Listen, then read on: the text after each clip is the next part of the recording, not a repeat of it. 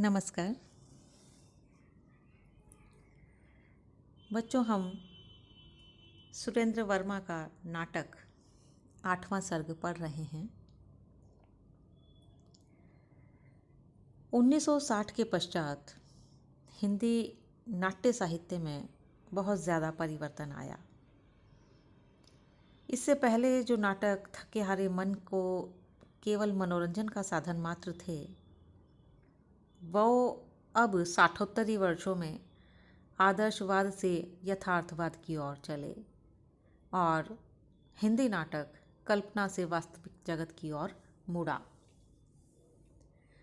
सुरेंद्र वर्मा 8वें दशक के चर्चित साहित्यकार हैं, जिन्होंने बहुत सारे उपन्यास और नाटक लिखे। जहाँ तक बात है 8वां सर्ग की, तो यह सुरेंद्र वर्मा का एक उल्लेखनीय नाटक है। इस नाटक के प्रकाशन के साथ ही उन्होंने हिंदी नाट्य जगत में अपना महत्वपूर्ण स्थान बना लिया था। बच्चों, इस नाटक की कथावस्तु ऐतिहासिक और पौराणिक संदर्भ से जुड़ी हुई है और प्रसंग है कालिदास के द्वारा कुमार संभव नाटक लिखने का। ऐतिहासिक तथ्य कालिदास को चंद्रगुप्त द्वितीय के दरबार के नवरत्नों में से एक प्रमाणित करते हैं और इसी तथ्य को आधार बनाकर सुरेंद्र वर्मा ने अपने इस नाटक की रचना की है। कुमार संभव के व्याज से लिया गया अश्लीलता का पक्ष तो समकालीन काव्य के लिए प्रासंगिक है ही, पर अगर आपातकालीन भारत में लेखकीय अभिव्यक्ति बनाम शासन का जो रेखांकन है, उसकी दोहरी सार्थकता भी प्रतीत न होती तो आत्मान्वेषण के मोह के बावजूद ये कृति शुरू न की जाती। इस नाटक की कथा वस्तु उज्जैन नगर तथा उसके निकटवर्ती क्षेत्र के आसपास ही मंडराती रहती है। इस नाटक 8वें सर्ग के 3 अंक हैं।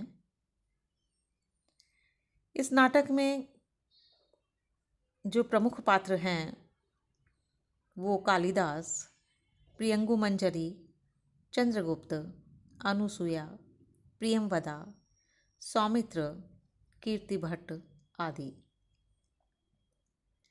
नाटक जब प्रारंभ होता है तो दृश्य उज्जैनी नगर में खुलता है, जहाँ कालिदास के भवन के बाहरी कक्ष में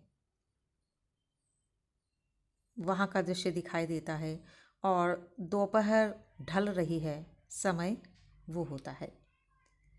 कथानक का प्रारंभ कालिदास के द्वारा कुमार संभव महाकाव्य के 8वें सर्ग की रचना के समापन से होता है। मतलब इस नाटक की शुरुआत में कालिदास ने अपने कुमार संभव जो महाकाव्य हैं उनका, उसके 8वें सर्ग को समाप्त कर लिया है। और जो कालिदास हैं वो नगर से 50 कोस दूर एक कुटीर में रहकर महाकाव्य का 8वां सर्ग पूर्ण करने के पश्चात उज्जैन नगर में लौटते हैं। यह पूर्व निर्धारित है कि कविवर को कामोत्सव के दिन राज्यसभा में 8वें सर्ग का काव्य पाठ करना है। बसंतोत्सव को उस दौरान मौर्य साम्राज्य में कामोत्सव के रूप में मनाने का एक रिवाज था, एक प्रथा थी, और वही बसंतोत्सव मनाया जा रहा है चंद्रगुप्त द्वितीय के शासन में भी। तो यहाँ पर कालिदास जी को अपना जो नवीनतम महाकाव्य है उसके 8वें सर्ग का पाठ करना है और ये भी निश्चित है कि इस समारोह में उनका पट्टबंध सम्मान भी किया जाना है। प्रियंवदा और कीर्ति भट्ट इस नाटक में कालिदास जी के सेवक और सेविका हैं।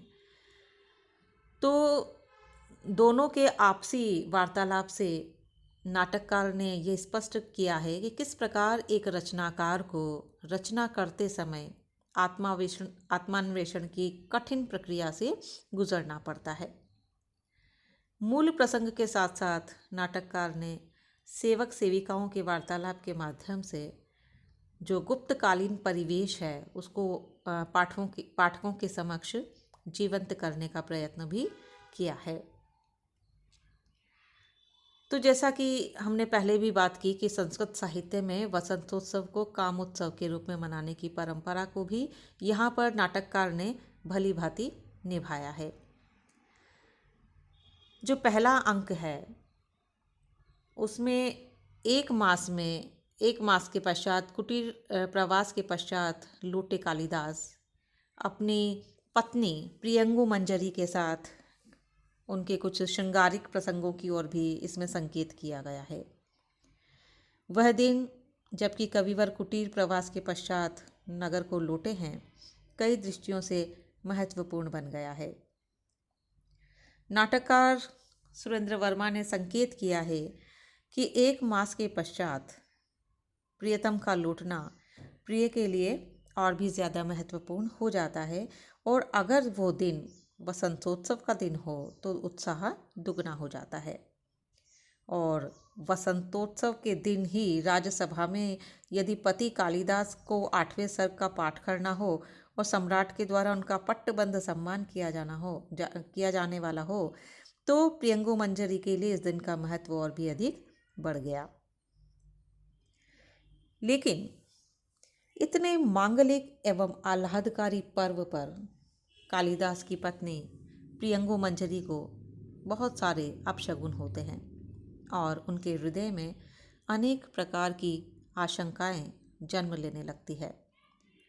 उनकी सेविका प्रियंवदा उसे समझाती है कि इतने मांगलिक एवं शुभ अवसर पर उन्हें इस प्रकार के अशुभ विचार मन में नहीं लेने चाहिए।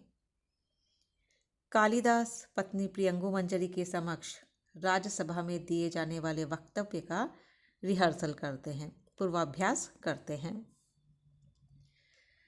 तो इसके माध्यम से कुमार संभव महाकाव्य की जो प्रथम 7 सर्गों की मूल कथा है वो पता लगती है, और ये भी पता लगता है कि कालिदास ने 8वें सर्ग में उमा और महादेव की श्रृंगार लीलाओं का वर्णन किया है। इसी सर्ग में प्रियंगु मंजरी कुमार संभव के 8वें सर्ग के चित्रण से स्वयं को जुड़ा हुआ अनुभव करके लज्जा का अनुभव करती है, और एक सेवक के माध्यम से उसी समय पता लगता है कि महारानी साहिबा ने कालिदास की पत्नी प्रियंगु मंजरी को समारोह से कुछ समय पहले आने के लिए रथ भेजा है, परंतु प्रियंगु मंजरी जाना नहीं चाहती है सम्मान समारोह में और अस्वस्थता का बहाना बनाकर रुक जाती है। कालिदास के इस कथन के साथ ही कि अगले जन्म में किसी कवि या लेखक के साथ ब्याह मत करना, अच्छा प्रथम अंक का समापन हो जाता है। तो इस तरह से ये जो नाटक है बच्चों, वो बहुत सारे मुद्दों को उठाता हुआ चलता है कि रचनाकार की अभिव्यक्ति की जो स्वतंत्रता है उस पर शासन के द्वारा जो प्रतिबंध लगा दिए जाते हैं, तो उसके विरोध में यह नाटक आवाज़ उठाता हुआ प्रतीत होता है। और इसके साथ ही साथ बहुत सारे और दूसरे संदर्भ, दूसरे प्रसंग, दूसरे तथ्य साथ साथ चलते रहते हैं, और इन सब की हम बात करेंगे अपने अगले व्याख्यान में। धन्यवाद।